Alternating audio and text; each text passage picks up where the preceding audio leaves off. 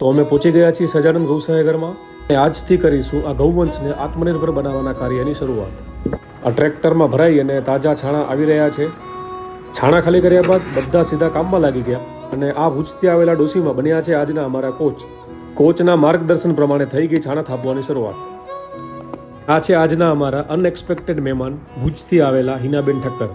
એમના ઘરે 30 વર્ષ પહેલાં ગાયું હતી, તો એમનો પણ અનુભવ અમને બહુ કામ આવ્યો.